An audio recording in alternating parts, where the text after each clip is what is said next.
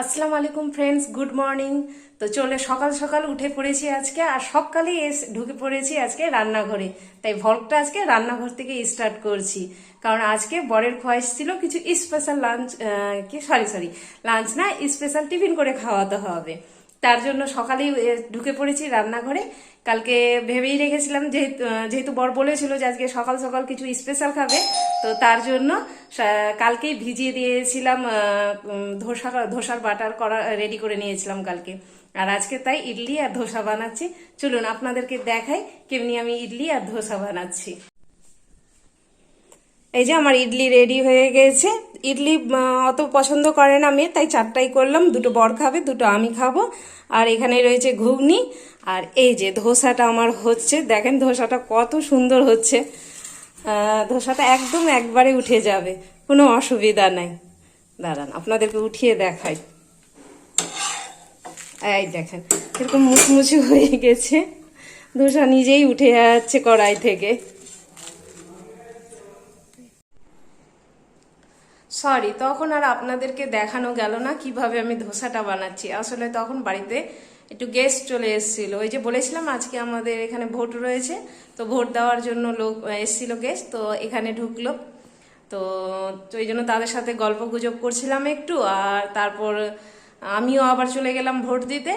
Vote দিয়ে চলে এসেছি, এসে নিয়ে তারপর রান্না বান্না করলাম করে টোরে। আর তাড়াহুড়া লেগে গেল একটু, তো আর ওই জন্য আপনাদেরকে দেখাতে পারলাম না।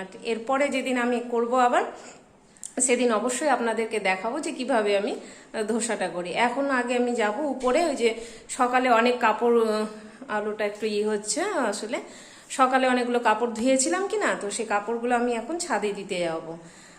ছাদে দিতে যাব বললেই না আমার ভেতরটা কেমনি করে, একদম দোতলার উপরে উঠতে হয়, তো একটু হাঁপিয়ে পড়ি। সেদিন তো বলেছিলাম যে আমার উঠতে একটু অসুবিধা হয়, কিন্তু আজকে কিছু করার নেই। আজকে অনেকগুলো কাপড় রয়েছে, একদম ছাদে যাব। যাই কাপড়গুলো দিয়ে আসি আগে। আমার ছাদে কাপড় দেওয়া হয়ে গেছে, চলুন দেখায় আপনাদেরকে আমি আজকে কতগুলো কাপড় কেচেছি। একদম গোটা ছাদ ভরে গেছে একেবারে। এই যে আজকে তবুও রৌদ্রটা একটু একটু গরমটা একটু গুমোটিয়ে আছে, রৌদ্র আছে, বাতাসও আছে, কিন্তু কালকের মতো না। কালকে খুব সুন্দর ছিল। তো যাই হোক, 1 ঘন্টা পর আসতে হবে আবার। এসে নিয়ে কাপড়গুলো উঠিয়ে নিয়ে যেতে হবে, শুকিয়ে যাবে। মেশিনে শুকা কাপড় তো তো শুকিয়ে যাবে। যাই, বর এসেছিল সাথে বালতি উঠিয়ে দেওয়ার জন্য। কারণ বালতি নিজে উঠাতে পারি না, নিজে উঠাতে গেলে একটু অসুবিধা হয় এতগুলো কাপড় নিয়ে। তো যাই, এবার নিচে যাই, দেখি কি করা যায় এখন। তো দুপুরের পর আর কিছু করা হয়নি, কারণ দাদারা এসছিল, দাদা বৌদি মা এসছে। মা এখনো থেকে গেছে এখানে। আর সবার সাথে গল্প গুজব হচ্ছিল। তো সবাইকে তো আর ক্যামেরার সামনে আনা যায় না, কারণ সবাই অ্যাডজাস্ট হতে অসুবিধা হয়। তার জন্য তো কোনোদিন সুযোগ হলে অবশ্যই আপনাদেরকে দেখাবো, যে মা দাদা বৌদিদেরকে কোনোদিন দেখাবো অবশ্যই। আর বলেছিলাম যে কালকে গেস্ট আসার আছে বাড়িতে, তার জন্য আমি কিছু প্রিপারেশন আগে থেকেই করে রাখলাম, যেন সুবিধা হয় কালকে রান্না বান্না করতে। তো চলুন আপনাদেরকে দেখাই আমি কি কি করেছি প্রিপারেশন আগে থেকে। এই যে কালকে দাদা বৌদিরা যে আসবে, মানে আমার পিসির ছেলে আসবে। দাদা বৌদি বলতে আমার পিসির ছেলে আর ছেলের বউ। তো তাদের জন্য কালকে হবে ইডলি ধোসা সকালের টিফিন। আর দুপুরে দেখি কি কি করছি। তার জন্য আমি এই যে বাদামের চাটনিটা করে রাখলাম। আর এই যে সাম্বার ডালটা হবে যেহেতু কালকে, তো তার জন্য আমি সাম্বার মশলাটা আমি তৈরি করলাম। বাড়িতেই হোমমেডই আমি করি বেশি, এগুলো চেষ্টা করি। আর এটা রয়েছে কাজু কিশমিশ বাটা, কালকে একটা মাছের রেসিপি হবে, তার জন্য আমি মানে মাছের একটা থাকবে আইটেম, তার জন্য ওটা বেটে রেখে দিলাম।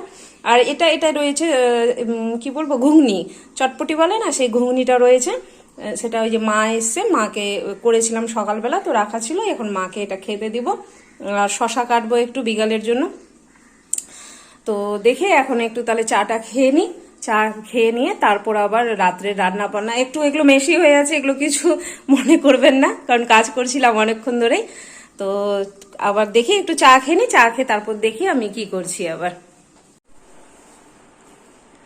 বিকালের চা খাওয়া হয়ে গেছিল, তারপর আমি একটু কাজে ব্যস্ত ছিলাম, রান্নাতে একটু বসেছিলাম। এই যে বললাম মা এসেছে, তো দুপুরে যেহেতু একটু নিরামিষ করেছিলাম কি না, তার জন্য একটু মা এসছে, তো মাকে নিরামিষ ভাত খাওয়াবো, কেমন লাগে না, তার জন্য আমি একটু চিকেন করলাম। তো চলুন আপনাদেরকে দেখাই চিকেনটা আমি যে করেছি। আজকে আপনাদেরকে একটাও রেসিপি আমার কিন্তু দেখানো গেল না, এরপরে যখন করব আমি চেষ্টা করব আপনাদেরকে রেসিপিগুলো দেখার।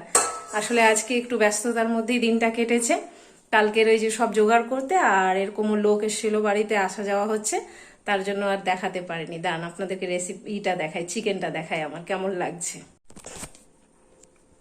এই যে দেখেন, লাল লাল চিকেন একদম, এই যে কষা চিকেন, আর এই যে গরম গরম ভাত হয়ে গেছে আমার। এখন রাত্রেবেলা একদম খাওয়া দাওয়া করব, হয়ে গেছে। আর আপনাদের আমি আরেকটা জিনিস দেখাচ্ছি। আমার মেয়ে ছবি এঁকেছে, আপনাকে এই যে আমার মেয়ে ছবি আঁকছে, আপনাদেরকে দেখাচ্ছি ছবিটা। এটা এঁকে রেখেছে, দেখে বলবেন তো কেমন হয়েছে ছবিটা। মা হয়ে বলছি না, কিন্তু আমাকে তো ভালোই লাগছে। এবার আপনারা একটু জানাবেন ছবিটা কেমন হয়েছে, হ্যাঁ, তাহলে আমারও বোঝার সুবিধা হবে। এই যে চলে এসেছি ঘরে। এবার রাত্রের খাওয়া দাওয়া সব কমপ্লিট হয়ে গেছে, রাত্রের কাজও সব কমপ্লিট করে নিয়েছি। আর এখন ঘড়িতে বাজে 10:30। তো এখন একটু টায়ার্ড হয়ে পড়েছি আজকে, তাই আজকে বিছানায় চলে এসেছি। মেয়ে পড়ছে, ও পড়বে, আমি একটু এখন শুয়ে থাকবো একটু। আর আজকের ভ্লগটা এখানেই শেষ করছি। আর প্লিজ দয়া করে আপনারা অবশ্যই অবশ্যই সাবস্ক্রাইব করবেন, আর শেয়ার করবেন, লাইক করবেন। আপনাদের ভালোবাসাই আমাকে এগিয়ে নিয়ে যাবে। ঠিক আছে, তাহলে আজকের ভ্লগটা এখানেই শেষ করছি। আবার আগামীকাল দেখা হচ্ছে নতুন কিছু নিয়ে, নতুন দিনের সাথে। আল্লাহ সবাইকে ভালো রাখুক, সবার ভালো করুক। খুদা হাফিজ, গুড নাইট।